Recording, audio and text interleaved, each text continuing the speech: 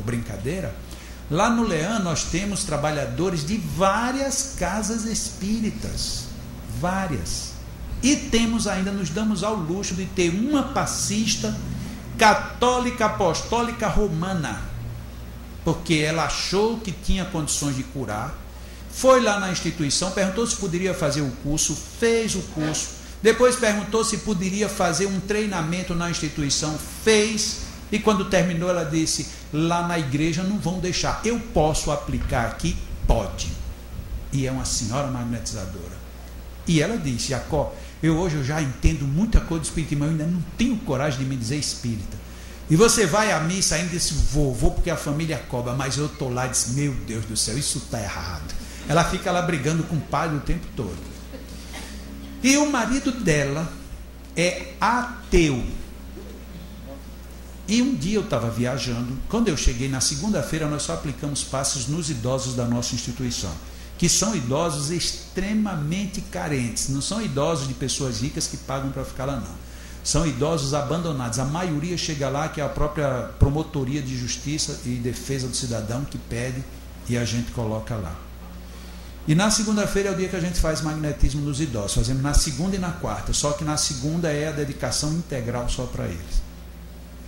E um dia eu cheguei numa segunda-feira, cheguei no domingo à noite, segunda-feira de manhã, e eu fui lá, que quase nunca dá, porque quando eu chego em casa na segunda-feira já é 2, 3, 4 horas da manhã, e não dá para as 7 horas estar em pé e aplicando passe, mas quando dá eu posso. E nesse dia eu chego lá, quando eu cheguei em cima da hora já tinham começado.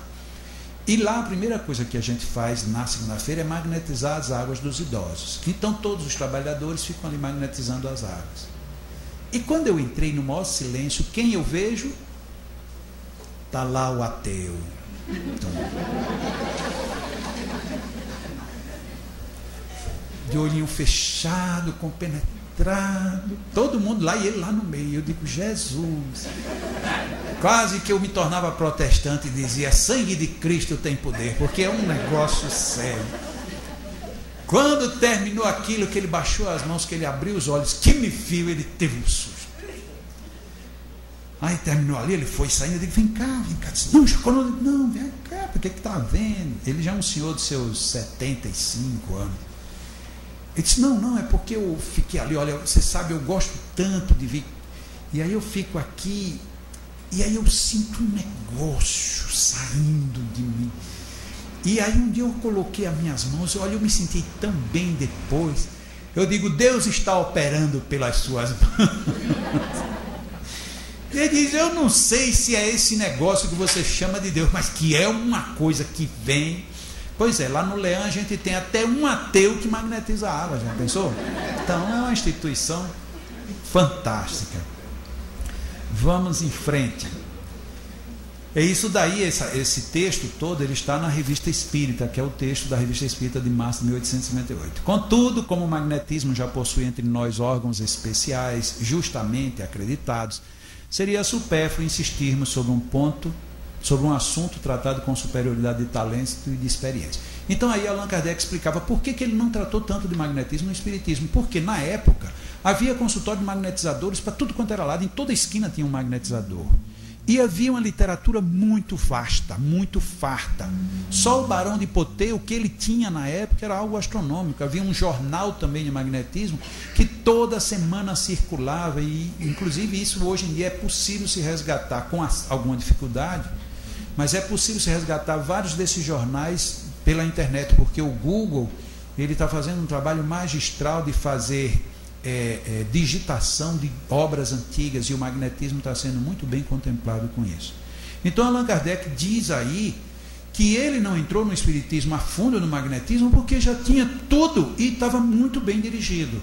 Mas ele conclui este artigo dele, que é um artigo primoroso, Magnetismo e Espiritismo, ele conclui dizendo que ao magnetismo não nos referiremos senão acessoriamente, mas de maneira suficiente para mostrar as relações íntimas das duas ciências, que na verdade não passam de uma. Isso daí é março de 1858, portanto, praticamente um ano depois de O Livro dos Espíritos. Allan Kardec volta a bater no mesmo ponto. Vamos em frente. Livro dos Médiuns, do Laboratório do Mundo Invisível. aquela situação que no capítulo 7 tem aquela senhora que estava doente, foi visitada por um homem, só que o homem não a visitou, e ele era encarnado, mas ela viu o homem, e o homem tira uma caixinha de rapé de um bolso de algibeira e cheira, e então ela teve a certeza de que era aquele homem. E aí esse assunto vai levado a Allan Kardec. Eu só penso, se isso acontecesse nos dias de hoje e alguém viesse levar para um centro espírita. Eu estava lá doente, entrou um homem no meu quarto, e o homem tirou um rapé e cheirou. Eu queria saber como é que isso acontece. A gente, isso é alucinação. Não se preocupe, isso é coisa da sua cabeça, é a febre. Allan Kardec, ao contrário, evoca os espíritos, e quem vem é o espírito de São Luís. E ele começa então, acho que todo mundo já leu, o diálogo que ele tem no capítulo 7 e no capítulo 8 do Laboratório no Mundo Invisível. É possível que aquele homem, mesmo encarnado, tenha vindo? Tanto é que ele veio. Mas é possível aquele rapé, aquela caixa de rapé era o duplo. Allan Kardec, como ele tinha o conceito de duplo etérico também. E os espíritos disseram que não, mas que era uma espécie de duplo. Mas quer dizer que ali tinha rapé? Tinha. E se alguém quisesse colocar veneno, a lei não permitiria. Graças a Deus. Porque se os espíritos pudessem fazer veneno, nós desencarnaríamos todos, né? Porque quem não tem um obsessorzinho que está doido para envenenar, né? Já envenenam a gente com 1000 coisas. Imagina se pudesse colocar ali no leite de quem gosta, no cafezinho, no refrigerante. Aí. Depois de os espíritos terem respondido a tudo, Allan Kardec então pergunta: e as vestes no mundo espiritual? Como é que elas são feitas? E aí os espíritos então dizem: até que enfim você chegou onde você queria. Ou seja, os espíritos sabiam que Allan Kardec estava rodeando para chegar num ponto. E aí depois que os espíritos respondem, e que vocês já leram, e quem não leu vai ter o prazer de ler depois, e quem já leu e não se lembra, relê, que é sempre bom reler Allan Kardec então faz a seguinte síntese no Laboratório do Mundo Invisível.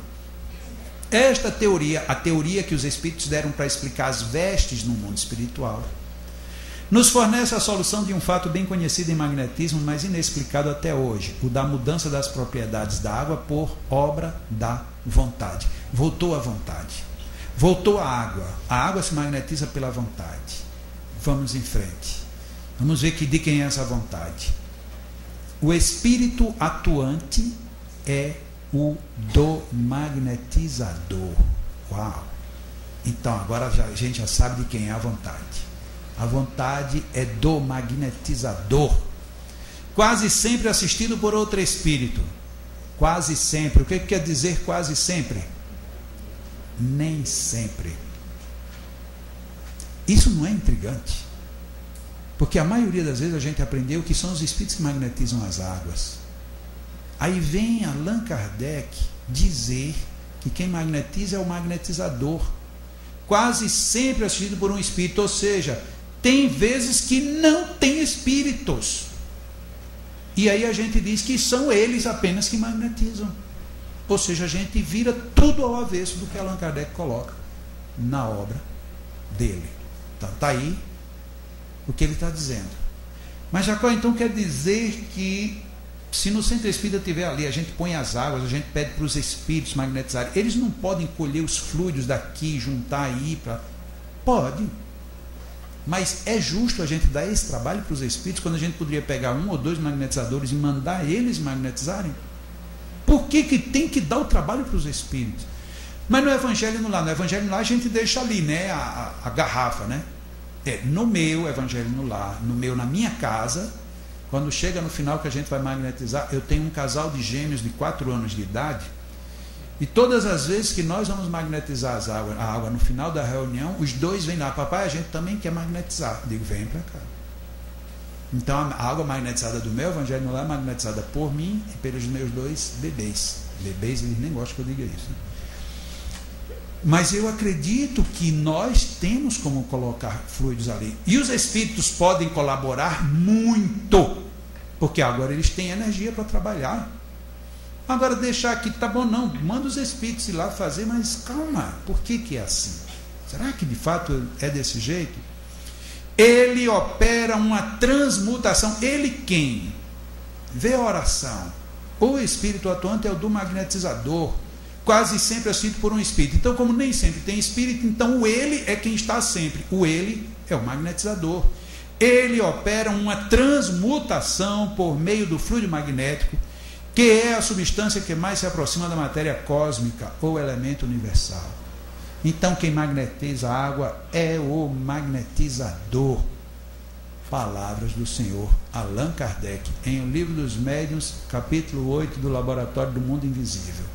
E para não ficar dúvida, ele complementou: ora, desde que ele quem? Magnetizador.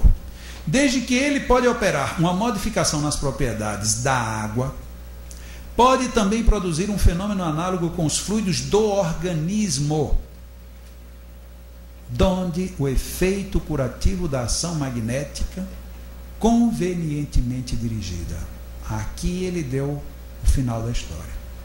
Então, do jeito que eu magnetizo a água, eu posso magnetizar o seu organismo. O princípio é o mesmo. Só que eu preciso fazer isto convenientemente. Como é que eu faço uma coisa conveniente? Quando eu faço dentro de critérios e princípios. E para eu saber quais são os critérios e princípios, eu tenho que estudar e me preparar para isso. Ou seja, Allan Kardec dizia: se você tem magnetismo e sabe como fazer, conhecendo a teoria previamente, você cura. E aí a gente não acredita nisso. E ficamos, às vezes, indo muito devagar com o nosso próprio processo de cura. Livro dos Médiuns. Aqui é onde às vezes a gente também faz um pouquinho de confusão. Mediunidade curadora e magnetismo. Allan Kardec deixou isso sem qualquer dúvida para a gente. A magnetização ordinária é um tratamento seguido, regular e metódico. A magnetização ordinária é um tratamento seguido, regular e metódico. No caso que apreciamos, o que está sendo apreciado está lá em cima: mediunidade curadora. As coisas se passam de modo inteiramente diverso. Por que é que numa casa espírita que tenha tratamento magnético, a pessoa faz um tratamento nesta casa e não é bom fazer numa outra? É porque esta casa é melhor do que a outra? Não. É porque aqui você tem um tratamento que deve ser seguido, regular e metódico. Se você vai para uma outra casa e lá você tem um outro tipo de sequência, um outro tipo de método, um outro tipo de prática, você já conflitou uma coisa com a outra. Parece que é bem claro de se ver isso, né? Vamos em frente. Ele vai entrar no aspecto da mediunidade curadora. Todos os magnetizadores são mais ou menos aptos a curar, desde que saibam conduzir-se. Estão com medo de ler essa palavrinha? Convenientemente. Porque ela é pesada. O problema nosso é esse. Eu treinava um passo numa pessoa e a pessoa passava mal e eu não podia aceitar isso. E eu queria que alguém me explicasse e ninguém me dava nenhuma explicação. Hoje, já de muito tempo, eu conheço, às vezes, em seminários, pessoas que dizem: Jacó, eu aplico passes há 20 anos. E até hoje eu não sei se eu faço certo ou errado. Isto é um tormento. Isso não é caridade, não. Isso é um tormento. Porque como é que eu estou fazendo uma caridade, o bem, e eu não sei se esse bem está sendo bem feito? A mim isso me incomodou muito. Hoje eu sei mais ou menos. Tem muitas coisas que eu tenho até medo de saber, já é até o contrário. Tem coisas às vezes que são difíceis, mas por conta do que? De agir com conveniência. Você só age com conveniência se você estudar, se você experimentar, se você pesquisar, se você for em frente. Não tem jeito.